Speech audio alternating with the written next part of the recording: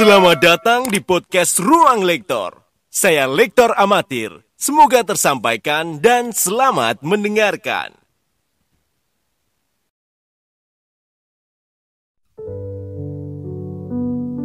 Berkah dalam saudara-saudaraku yang terkasih.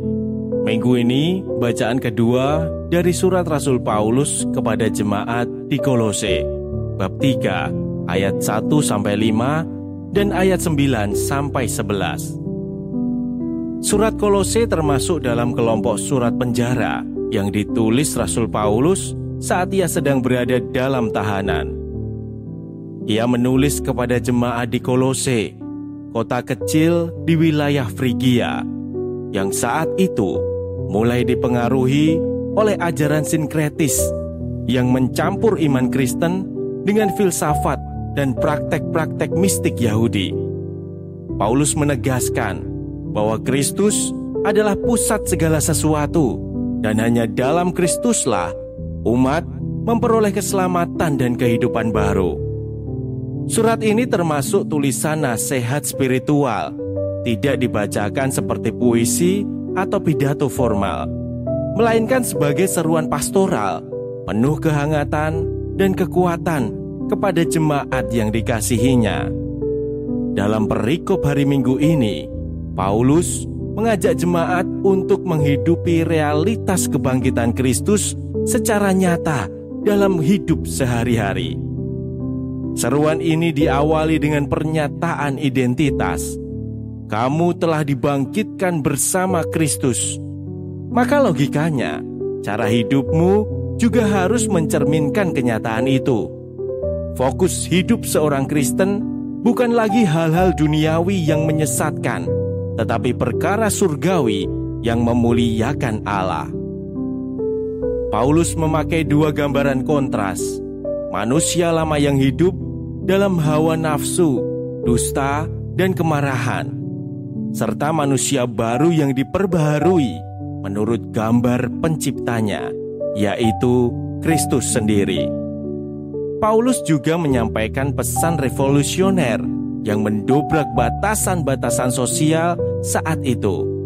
Dalam Kristus, tidak ada lagi orang Yunani atau Yahudi, tidak ada sunat atau tidak bersunat, tidak ada budak atau orang merdeka. Yang ada hanya Kristus yang menjadi semua dan ada di dalam semua. Dalam liturgi minggu biasa ini, bacaan kedua menjadi cermin bagi kita semua. Umat yang mungkin sudah mengaku percaya tetapi masih menyimpan cara hidup yang lama. Bacaan ini bukan tentang teguran kosong, melainkan undangan serius untuk hidup dalam Kristus secara utuh. Sebagai lektor, kita menyampaikan suara Rasul yang ingin membangunkan umat dari kehidupan yang setengah-setengah. Jika kita mengaku telah bangkit bersama Kristus, mengapa hidup kita masih terikat pada hawa nafsu duniawi? Jika kita mengenakan manusia baru, mengapa kebohongan dan kemarahan masih menjadi bagian dari diri kita? Makna liturgis yang harus sampai kepada umat adalah bahwa hidup dalam Kristus bukan sekedar identitas, tapi transformasi nyata. Kita diajak meninggalkan kedangkalan iman yang hanya simbolik, menuju pada hidup yang diperbaharui dalam kasih, kejujuran, dan kesucian. Bacaan ini juga menjadi seruan kesatuan gereja, bahwa di dalam Kristus kita semua satu, tidak peduli latar belakang, status, atau masa lalu kita. Sebagai pewarta, kita menjadi jembatan agar umat tidak hanya mendengar nasihat Paulus, tetapi merasakan sapaan ilahi yang mengajak mereka bertumbuh, berubah, dan bersatu dalam Kristus yang hidup. Sekian.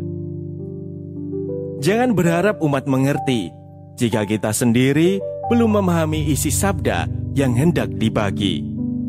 Maka dari itu, lektor yang baik adalah lektor yang mempersiapkan diri agar suara yang keluar bukan sekedar bunyi, tetapi sabda yang hidup dan menggetarkan hati.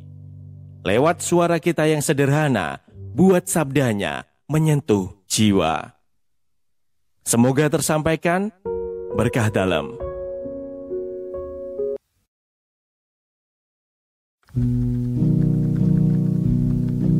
Bacaan dari surat Rasul Paulus kepada jemaat di Kolose. Saudara-saudara, kamu telah dibangkitkan bersama Kristus. Maka carilah perkara yang di atas, di mana Kristus berada, duduk di sebelah kanan Allah. Pikirkanlah perkara yang di atas, bukan yang di bumi. Sebab kamu telah mati, dan hidupmu tersembunyi bersama dengan Kristus dalam Allah. Kristuslah hidup kita.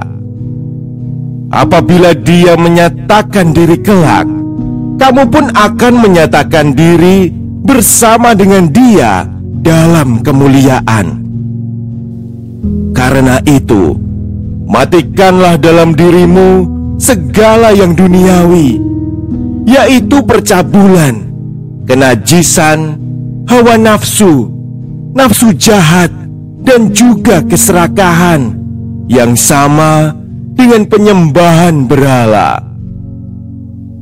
Janganlah kamu saling mendustai lagi, karena kamu telah menanggalkan manusia lama beserta kelakuannya, dan telah mengenakan manusia baru yang terus-menerus diperbaharui untuk memperoleh pengetahuan yang benar menurut gambar penciptanya. Dalam keadaan yang baru ini, tiada lagi orang Yunani atau orang Yahudi, orang bersunat atau tak bersunat, orang barbar atau orang sakit, budak atau orang merdeka. Yang ada hanyalah Kristus di dalam semua orang. Demikianlah sabda Tuhan.